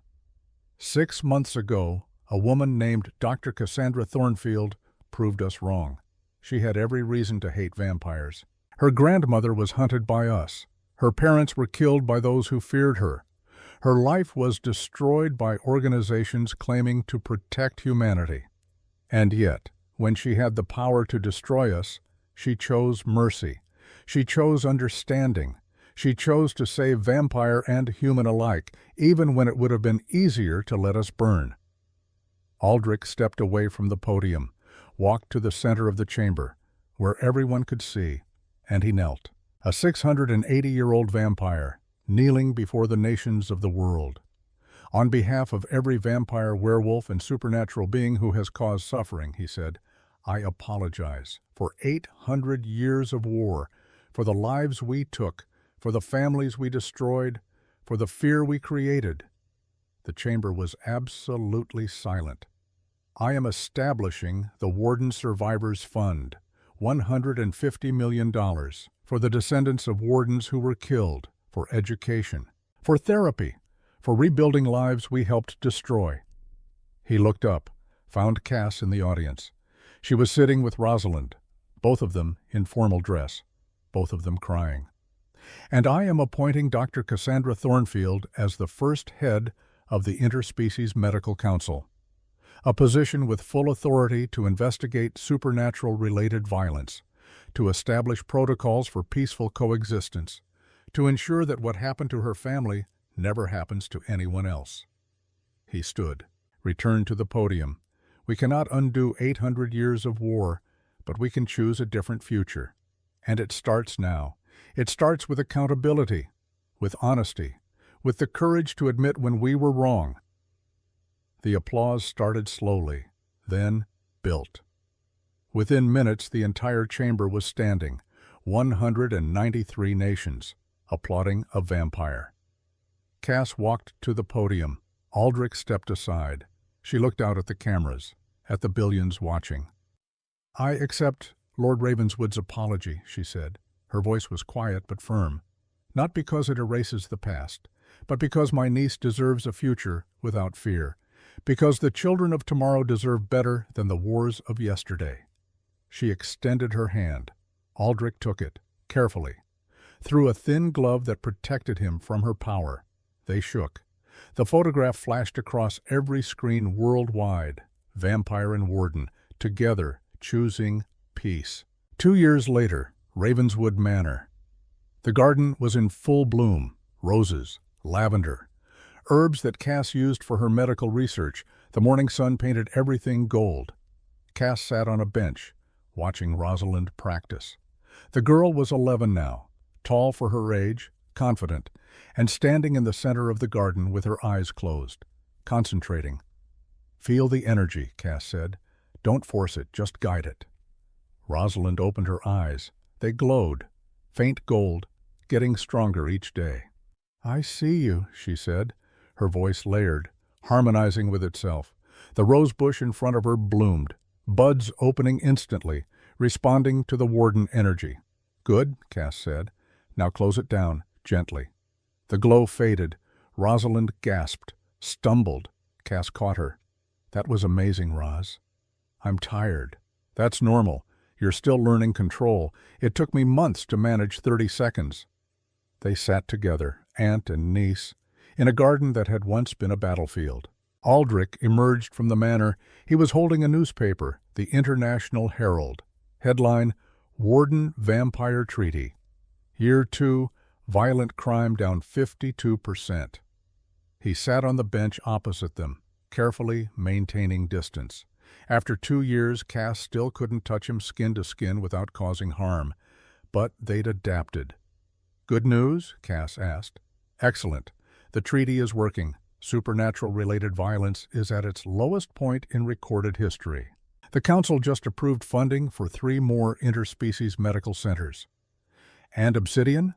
The last cell was dismantled in Prague last week. Director Bradford's successors have been arrested. The organization is effectively dead. Cass nodded, looked at the garden, at the peace they'd fought so hard to build. On the table beside her sat an old leather medical bag. Inside was a stethoscope, the same one her grandmother Margaret had carried during World War II. Used to save lives at Dachau, passed down through 3 generations. It sat in a glass frame now. A reminder. "Do you ever regret it?" Aldrich asked. "The choice you made? You could have destroyed all of us, could have let the trial kill me, could have walked away." Cass thought about it, really thought. "No," she said finally, "because my grandmother spent her whole life trying to hide what she was, trying to protect us by keeping us ignorant, and it nearly got us all killed." She looked at Rosalind, at this child who was learning to control power that could level cities. "But you taught me something else," Cass continued. "You showed me that being a weapon isn't about the power you have. It's about the choice you make. Every vampire I've met could be a monster. Every warden could be a killer, but that's not what defines us. What does? What we do with the power, how we choose to wield it, whether we use it to destroy or to protect." Aldrich smiled. It was genuine, warm, the smile of someone who'd finally found something worth living for after 680 years. "Your grandmother would be proud," he said. "I hope so." They sat in silence, watching the sun rise higher, warming the garden. After a while, Rosalind spoke. "Aunt Cass, what happened to Mrs. Ashford?" Cass tensed. They'd discussed this, decided to be honest. "She died," Cass said, "in the explosion at the Obsidian facility. She made choices she thought were right, choices to protect her daughter, but those choices hurt a lot of people." "Was she a bad person?" "No. She was a person who let pain turn her into something she never meant to be. That's the danger, Roz. Not the power. The pain." Rosalind was quiet, processing. "I won't let pain make me mean," she said finally. "Good. That's the most important lesson I can teach you. 2 years, 730 days since Cass had discovered what she was. Since her world had shattered and reformed into something new, something strange, something terrifying and beautiful and impossible. She'd lost her ignorance, but gained understanding, lost her safety, but gained purpose, lost the ability to pretend the supernatural world didn't exist, but gained the power to change it. And as she sat in that garden, watching a child learn to control forces that could reshape reality, Dr. Cassandra Thornfield understood what her grandmother had tried so hard to teach through silence. Sometimes the bravest thing you can do isn't fighting. It's kneeling. It's admitting you were wrong. It's choosing to build instead of destroy. Because after 680 years, after 800 years of war, after thousands of years of fear and hatred and violence, peace is the hardest choice of all, and the only one worth making. Epilogue. The stethoscope sat in its frame on the mantel of Ravenswood Manor's library. A simple medical instrument, scratched, worn. The rubber tubing cracked with age. But it had saved lives in Dachau, had passed from Margaret to Sarah to Claire to Cassandra, 4 generations of Thornfield women, all of them wardens, all of them trying to find the line between weapon and healer. And now it sat as a reminder, not of war, but of the peace that came after. Because sometimes the things we try hardest to hide become the very things that save us. Sometimes the people we're taught to fear become the people we're meant to protect. And sometimes the only way to stop a war that's lasted 800 years is for one person to say 3 simple words. I choose mercy. Dr. Cassandra Thornfield had chosen mercy, and the world was better for it.